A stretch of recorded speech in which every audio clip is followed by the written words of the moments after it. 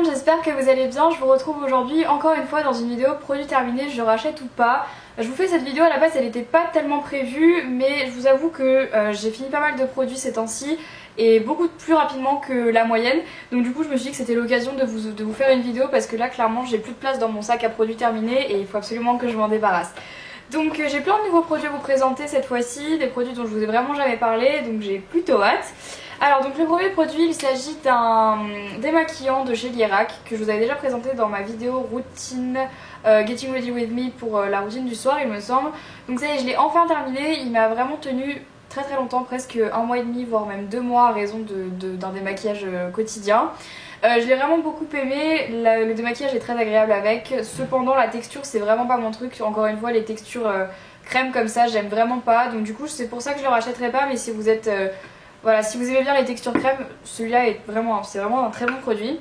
Ensuite, j'ai terminé le gel douche au concombre et à l'amande de chez The Body Shop que vous avez présenté également. Au début, j'aimais bien l'odeur et finalement, elle a commencé à me rendre malade cette odeur. Du coup, je l'utilisais uniquement pour nettoyer mes pinceaux parce que je pouvais plus la supporter, donc je le rachèterai pas. Vraiment pas parce que l'odeur, ça m'a juste gonflé. Toujours dans les gels douche, j'ai terminé le gel douche Into the Wild de Bath Body Works et il était juste trop top.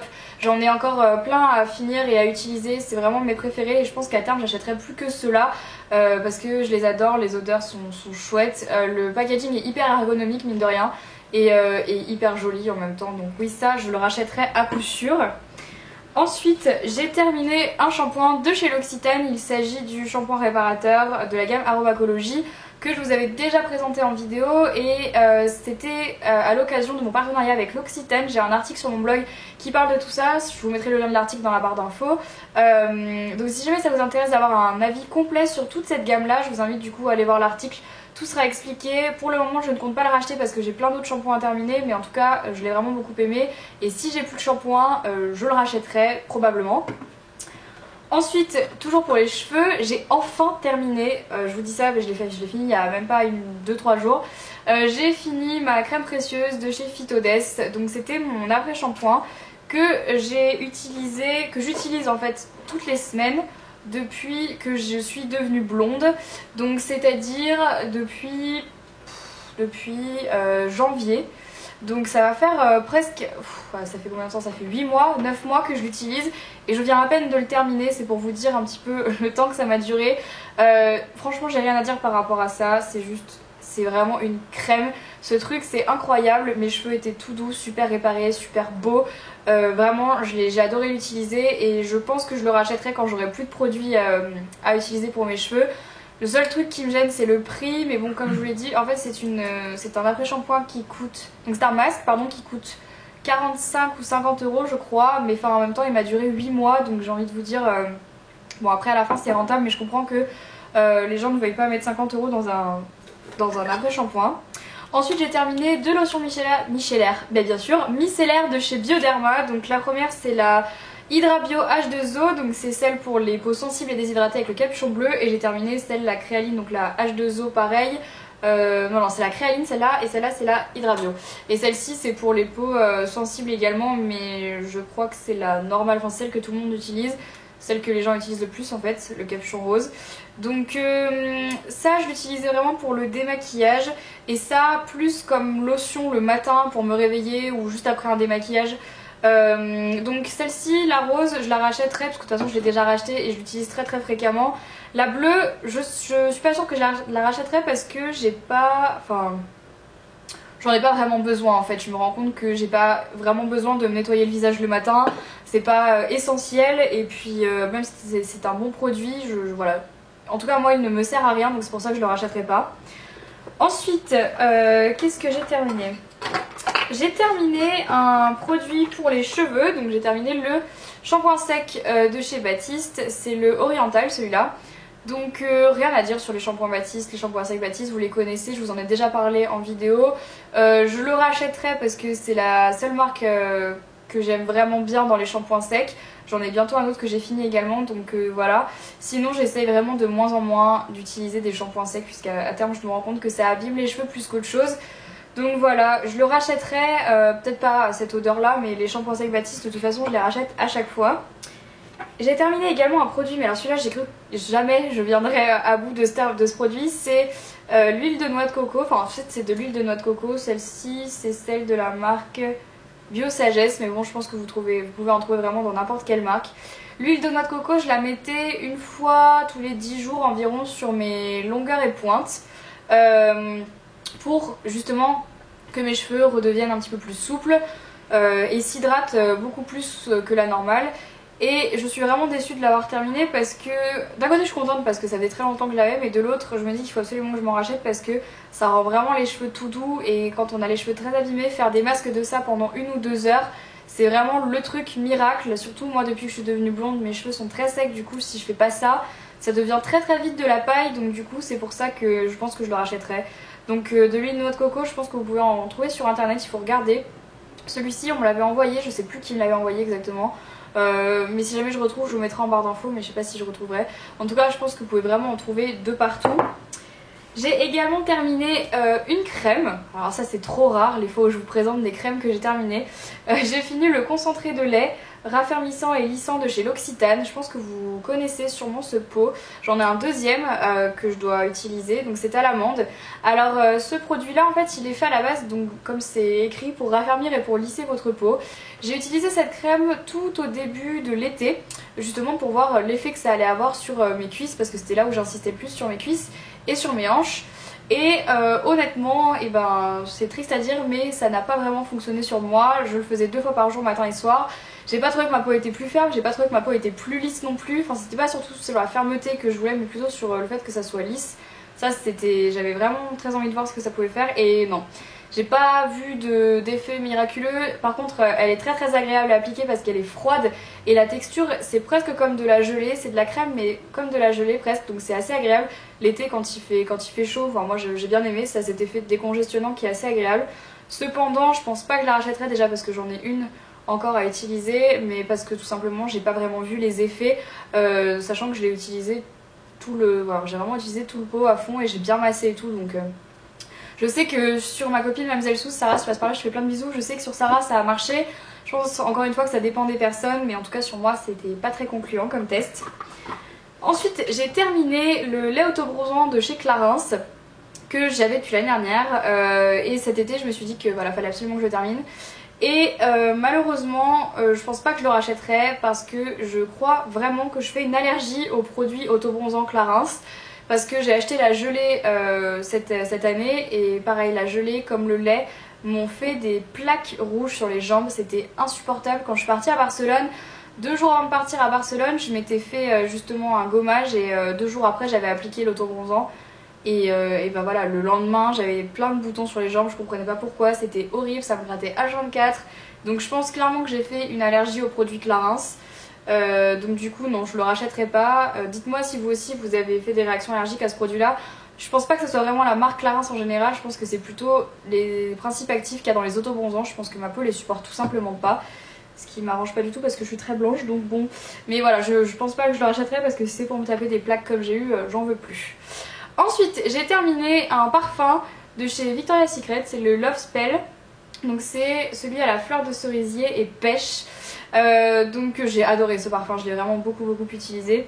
Je l'ai terminé très rapidement, c'était hyper pratique pour moi de l'emporter parce qu'en fait c'est la petite taille de chez Victoria's Secret, et pour partir en vacances ou même en voyage, les petites tailles comme ça c'est hyper pratique. Je le rachèterai pas parce que j'en ai d'autres encore une fois à terminer, mais si je retourne aux États-Unis, je pense que de toute façon je referai une razzia chez Victoria's Secret de parfums parce qu'ils sont trop divins quoi. Ensuite j'ai terminé le bain dissolvant express de chez Sephora. Donc c'est le dissolvant pour les ongles, vous savez, on met son doigt dedans, on tourne et ça s'en va. Je le rachèterai pas parce que j'ai une petite préférence pour le bourgeois. Tout simplement parce que le bourgeois il a de l'huile d'amande douce dedans il me semble, ou de l'huile je ne sais plus quoi. Ce qui fait que ça nourrit plus les ongles quand on l'enlève. Alors que celui-là je trouve que ça a plutôt tendance à les assécher. J'ai remarqué que mes ongles ne faisaient jamais ça avant, mais quand j'utilisais ce produit là ça faisait comme des espèces de petites rainures sur mes ongles, en tout cas ça pelait, et mes ongles sont super durs en fait, ils se cassent pas, ils sont hyper résistants et tout, et là de voir qu'ils étaient abîmés comme ça alors que je mets toujours une base et tout, enfin je fais toujours super gaffe, je me suis dit c'est peut-être à cause de ce bain dissolvant, donc je l'ai quand même terminé, mais je le rachèterai pas, je pense pas du tout, sauf si un jour je suis en galère et qu'il n'y a pas de Monoprix à côté de chez moi pour m'acheter du Bourjois, mais sinon non. J'ai terminé également un produit, donc c'est un déo celui-là, et c'est le déo 24 heures Funetic. Alors on m'a proposé de tester cette marque là et j'étais un peu... Au début j'étais un peu réticente. Alors en fait ce sont que des produits bio, donc ça c'est le bon côté du truc. Mais j'ai toujours peur que les produits bio soient moins efficaces que les autres produits. Donc je vais peut-être m'attirer les foules et les rages en disant ça, mais en tout cas c'est mon opinion et mon opinion a été largement vérifiée sur ce produit là qui est censé être en fait un déodorant 24 heures et qui ne l'est absolument pas du tout. Donc bon, c'est mon avis, peut-être que ça fonctionne bien sur vous mais pas sur moi. Mais honnêtement, déjà, alors les déos billes, je n'aime pas ça. Je sais pas pourquoi. Je sais que c'est pas bon pour l'environnement d'avoir des déos en spray et tout, mais moi les déos billes, je trouve ça sale en fait. Il n'y a pas d'autre mot, je trouve ça juste sale. Sinon, la marque Funetic est vraiment bien. J'ai eu l'occasion de tester d'autres produits pour le visage. Dès que je les ai terminés, je vous en parle. Donc voilà, aucun problème avec la marque, juste à mon avis avec le produit qui était pas en tout cas adapté pour moi. N'hésitez pas à me dire en commentaire si vous l'avez testé et si jamais vous avez eu vous de bons résultats. En tout cas, pour moi, c'est pas du tout le cas. Ensuite, j'ai terminé un produit, mais alors celui-là j'ai tellement galéré à le terminer, c'est le gel contour des yeux à la fleur de sureau de chez The Body Shop. C'était le cadeau d'une abonnée pendant un de mes meet-up et il m'en reste un peu pour vous montrer la texture. En fait c'est une texture, vous voyez rien, mais c'est une texture gel, je sais pas si vous pouvez voir là, très mal mais bon. C'est une texture gel, vraiment gel, et voilà qu'on met sous les yeux pour décongestionner ou juste c'est un hydratant. Alors ce produit là je ne le rachèterai jamais je pense, mais jamais, pour la simple et bonne raison que ça m'a tellement fait mal aux yeux. C'est à dire que je m'en mettais pas dans les yeux, j'en mettais vraiment juste en dessous, mais les vapeurs du produit ça m'a fait pleurer les yeux, mais j'ai jamais vu ça quoi. À chaque fois que je le mettais je me disais mais c'est pas possible quoi. Donc je le mettais puis après je fermais les yeux pendant 10 minutes parce que je pouvais pas les ouvrir, ça me faisait trop mal. Non, honnêtement ça je le rachèterai pas. Déjà j'ai pas vu d'effet particulier, sauf c'est vrai 2-3 matins ça m'a quand même bien aidé à décongestionner le dessous de l'œil, mais sinon enfin c'était pas ouf quoi. Et vraiment je le rachèterai pas parce que c'est marqué sans parfum, ok, mais enfin mes yeux ils pleuraient à chaque fois quoi, donc c'était terrible. Peut-être que j'ai les yeux trop sensibles, je sais pas, mais non. J'ai terminé également je vais pas y arriver, le gel nettoyant pour les mains de chez The Body Shop au pamplemousse.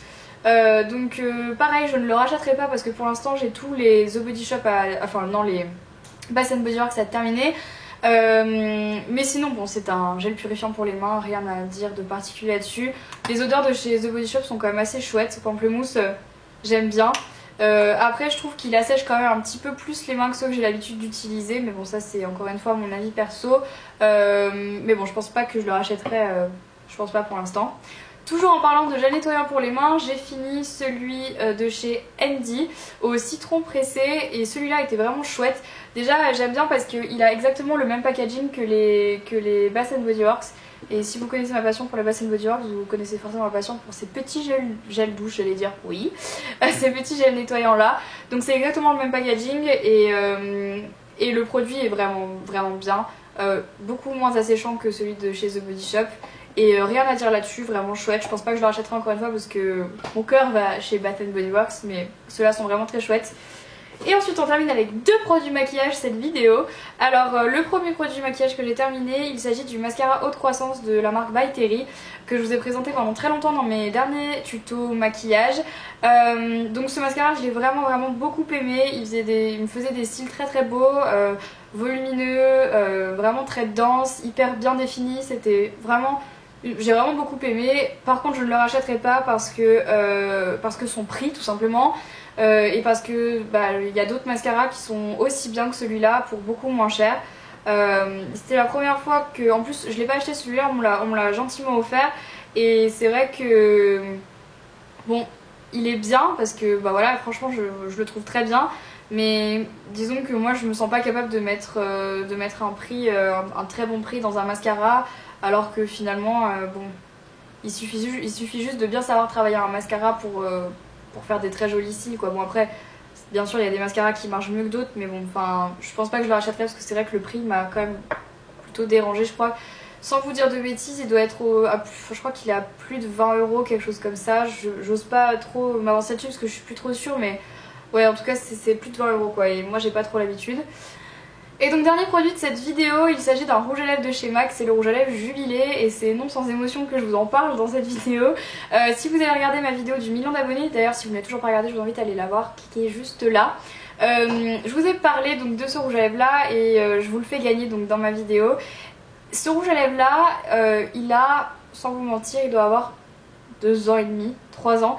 Et je viens seulement de le terminer alors que je le mettais presque tous les jours. Je l'ai vraiment creusé à fond, quoi, même avec un pinceau et tout. Et voilà, plus moyen, je l'ai terminé. Ce rouge à lèvres là, donc c'était mon premier rouge à lèvres MAC, c'est un nude parfait. C'est celui que j'ai le plus porté jusqu'à maintenant, c'est celui que je vous ai le plus présenté dans mes vidéos. Et selon moi, le rouge à lèvres MAC à avoir quand on veut vraiment s'acheter une petite collection de chez MAC. Ou même quand on veut vraiment débuter, je pense que ça c'est la couleur parfaite, c'est celle qui va avec tout. Et rien à dire par rapport à tout ça.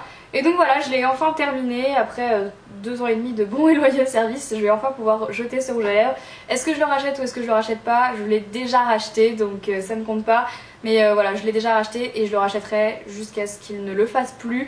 Parce que c'est vraiment pour moi l'indispensable à avoir et quitte à mettre 16 € dans un rouge à lèvres, autant les mettre là-dedans parce que je peux vous dire que c'est rentable. 2 ans et demi et je l'ai à peine terminé donc je vous le recommande à 400 millions de % et MAC ne me paye même pas pour dire ça.